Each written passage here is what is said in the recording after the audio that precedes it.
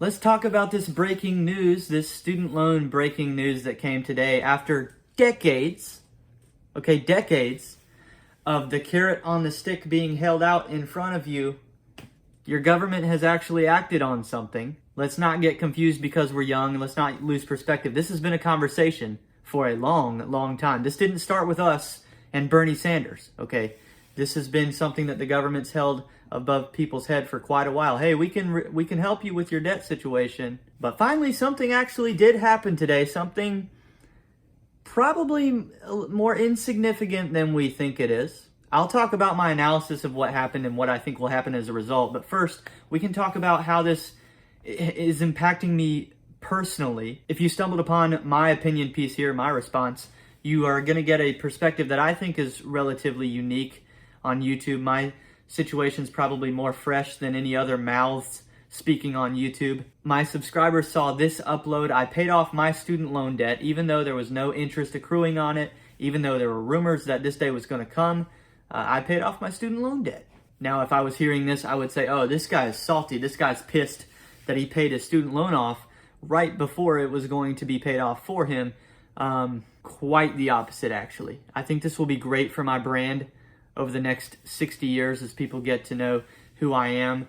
This will be a great example of my character. I think this will be a unique thing among people my age. I'm 24 years old. There's going to be very, very few people in my age bracket who did not actually benefit from this. I'm really glad this gives me an opportunity to distinguish myself, separate myself from the pack. I want to dive into this first on the micro level, like me and you, and then I want to dive into it on the macro level after that, like our society. So on a micro level, I don't think this will end up having nearly the impact that some people might think it is. But I'll explain why they think it is, and it's the reason why they think it is impactful is totally legitimate. So I'm in a good place financially. $10,000 to me. I could lose $10,000 or gain $10,000 tomorrow, and it would not change my life hardly at all, at least on a temporary basis. It wouldn't influence me whatsoever to either lose or gain that money. Just a few years ago, though, this would not have been the case for me. If I was in college and a $10,000 decision had been made in my favor, it would have been massive, life-changing to me in that moment. As an adult now with a mortgage, a near $250,000 net worth, you realize $10,000 in the grand scheme of things really just isn't that big a deal. There's a belief, concept among the wealthy that I quite agree with, this idea that if we were to reset everybody in our culture and give everybody the same exact amount of money, within 5 years, there would be dramatic separation again between rich people and poor people based on decision making over the course of several years. People who know how to be rich and people who make themselves poor repeatedly. With very few exception, it would be the same exact people rich 5 years from now that are today because their character traits are the same. They're the same person. I bring that up because anybody benefiting from $10,000 hacked off of their total debt, how much is that going to matter? We're reaffirming a bad financial practice. We're saying, hey, we're going to bail you out of this decision. Doesn't that make that person more likely to repeat a decision of taking debt into their life? On a one-time basis, this decision is going to help this person. A lifetime of making the similar decision is going to destroy this person. So on the personal finance side of this doesn't mean all that much. The government, the amount of money they're giving out is irrelevant because they're constantly printing more money as it is. And the $10,000 to a person who doesn't know how to handle themselves financially ultimately won't mean anything to them. But like I said, this is influencing someone that in the moment, $10,000 does feel like a lot to. And where that is going to have actual real impact is in voting. This has buying your vote written all over it, and that should make you nervous. That takes me a little more into the macro side of this argument. Timing is everything. I think we can start by agreeing on that. Timing matters. Politicians are acutely aware of timing, right? Why did this happen today, randomly on a Wednesday? We've had going on for the last several weeks what I think is a major story in the course of this country's history. We literally had a former president have their house raided by the FBI. I think that's incredibly an interesting development in this country. We haven't really heard much since that happened, except for 2 days ago, Donald Trump sues the Justice Department over the raid. 2 days ago. I mean, this is a heck of a story developing. This could really get crazy, but wait a second. Let's talk about something else. Let's distract everybody with a student loan forgiveness solution here that we've been dangling in front of their face for decades. Bam, now's the time that we do it.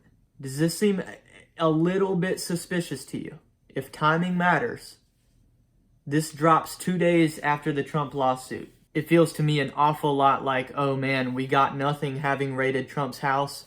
This is going to be a really bad narrative. Now he's suing over it. This is when it starts to get bad. Bam, we've had this up our sleeve. Let's play this card now. Let's change the story today. Let's get something positive out for Biden today. Let's get something that people are going to like. That should get you extremely nervous. Let me wrap this up by taking this even more macro while weirdly making it micro again about our lives. Let's say people my age, 20, 25 years from now, when we have kids who are my current age, only Lord knows what the debt is going to look like for this country at that time, okay? Our kids are going to evaluate these type of major financial decisions where we keep making life easier for ourselves and making life harder on future generations. If you know me, you know very well that I do not care about others' opinions of me. That stance of mine takes a 180 if I'm talking about my own children. Their opinion of me would matter greatly. And if I were this kid and I knew history and I saw, hey, my dad or my mom had this bailout for no real reason, this bailout that very well has hurt me, that makes me live in a more poor country than I could have been living in, that can't do anything but lower your opinion of your two parents as the kid. I don't care if you agree with my general thoughts on this or not at all. I don't care. But I do want you to be willing to question what's happening. The first I heard any mention of this breaking news today, I was at a game night tonight at a Christian game night, only churchgoers in this house, okay? I overheard a conversation about this. You know, these are all people my age, all people with student loans, okay? The conversation's like, what do you think about this? Is it big news? And some person says, well, who's paying for this? How is this practical? How does this actually get done? And the response is, I'm not asking any questions. I just want my debt gone. It sounds like I'm making up this conversation for the purpose of this video. I swear to you I'm not. This has to be, if this is a conversation at a Christian game night, this has to be the conversation in every house across America. That can't be the response. That sure can't be the response from Christians, people who are trying to live life Christ-like. Does that sound like anything anybody would have said from any time in this country's history that we consider positive? I don't think so. To me, that quote sounds a lot like someone from our country's past who we've been incredibly harsh on in these recent years. That to me sounds exactly like what someone would have said justifying having benefited from slavery. I'm not asking any questions. Bring me my crop, I'm good. When we read these bad things about our history and we're like, how did people let this happen? It's like, how do you think we let it happen? It's people all around us with attitudes like this. And this came from the mouth of a Christian. That gets me fired up. We can't have that. We can't have that.